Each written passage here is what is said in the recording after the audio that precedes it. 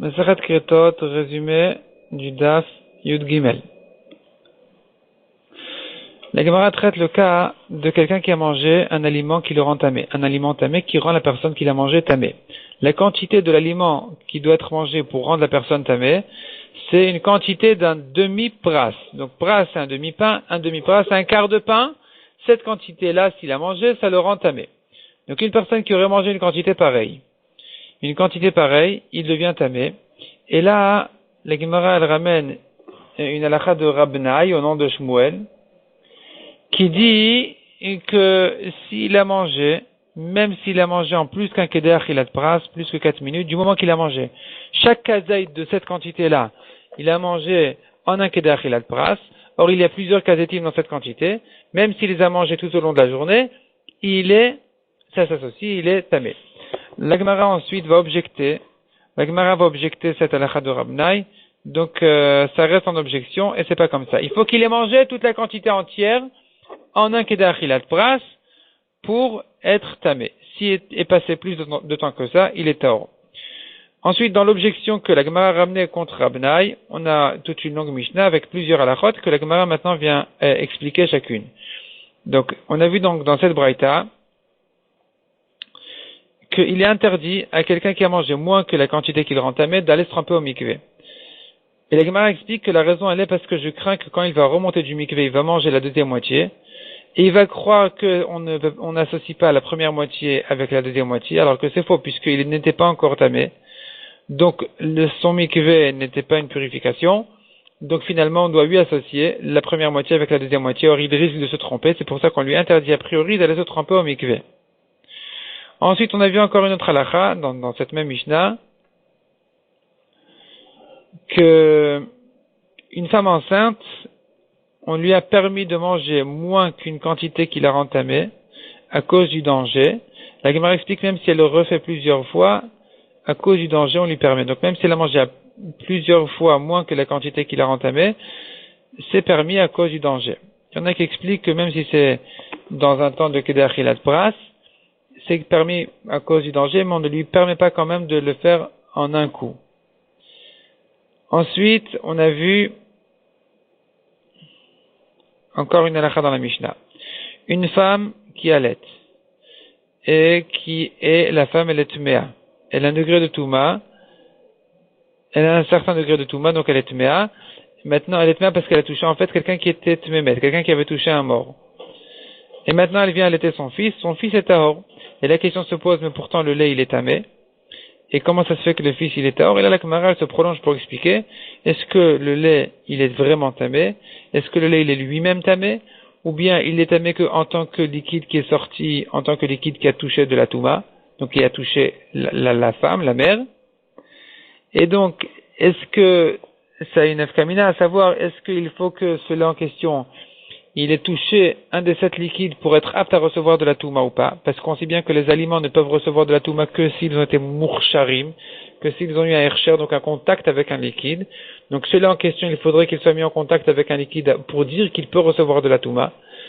Et la Gemara dit non, mais finalement, à la conclusion, c'est de dire que le lait lui-même, il n'est pas lui-même tamé en soi, c'est pas comme une source d'un homme tamé, c'est pas comme sa salive, c'est pas comme les sources du tamé qui sont elles-mêmes tméot, mais cependant, effectivement, c'est considéré comme un aliment, c'est considéré comme un mashké, comme un liquide qui est sorti du tamé, et qui doit être apte à recevoir de la touma, mais finalement, c'est lui apte à recevoir de la touma, puisque en sortant du corps de la mère, ça a dû rencontrer une goutte qui était posée sur son corps, une goutte de lait aussi, et qui était certainement posée sur son corps et qui l'a rendu apte à recevoir de la touma.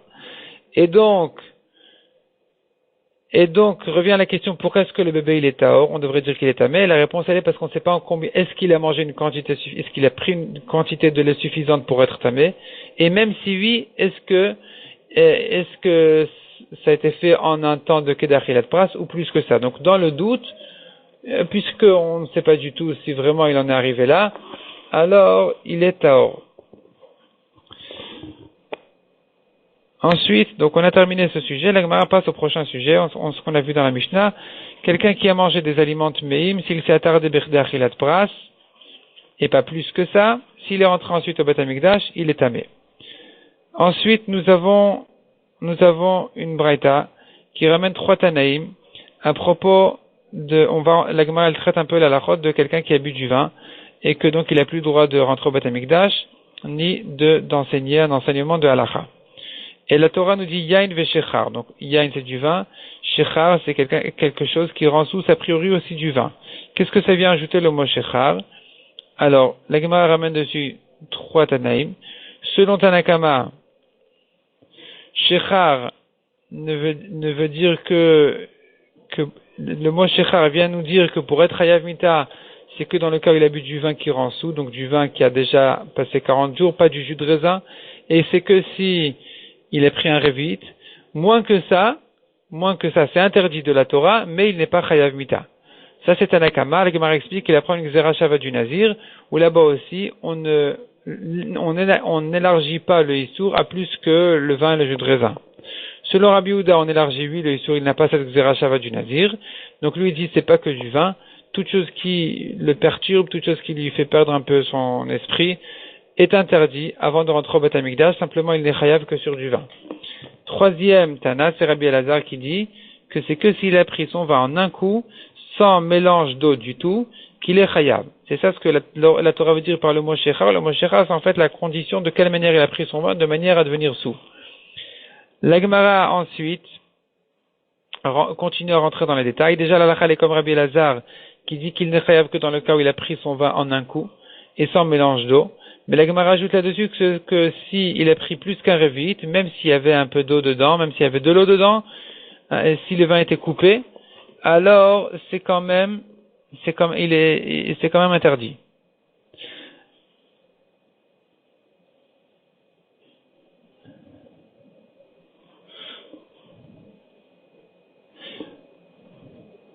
Ensuite, quelles sont les autres choses qui sont interdites pour quelqu'un qui a pris donc du vin? La Gemara ramène tout le pasouk qui dit qu'il ne peut pas prendre du vin de manière à pouvoir distinguer entre le kodesh et le chol, c'est-à-dire tous les genres de ekdeshot, tout ce qui a été promis au ekdesh, et qu'il faudrait évaluer combien il est chayav, combien il est patour, ou bien pour distinguer entre le tam et le tahor, ou bien pour un enseignement de halacha, ou bien de midrash, ou bien pour trancher une halacha, ou de gemara, tout ça s'interdit. C'est que la Mishnah qui est permise à quelqu'un qui a pris un verre de vin, un révi de vin. Selon Tanakama, la halacha n'est pas comme ça, la halacha est comme Rabbi Yossi et Rabbi Yehuda, qui dit qu'on a le droit d'enseigner de la gemara, même après du vin. Ce qui est interdit, c'est que de trancher des halachot. Rav, lui, il avait l'habitude de ne pas faire son cours après le repas de Yom Tov à cause du vin qu'il avait bu pendant le repas de Yom Tov. La Gemara explique parce que Rav, lui, malgré qu'il a tranché il pense que la lacha, elle est qu'on a le droit, comme Rabbi Yossi et Rabbi Yehuda, qui permet d'enseigner de la Gemara, mais dans les cours de Rav, il y avait toujours des halachot tranchés. Et donc, c'est pour ça qu'il ne pouvait pas faire de cours, son shiur, il ne pouvait pas le faire après le repas du Yom Tov.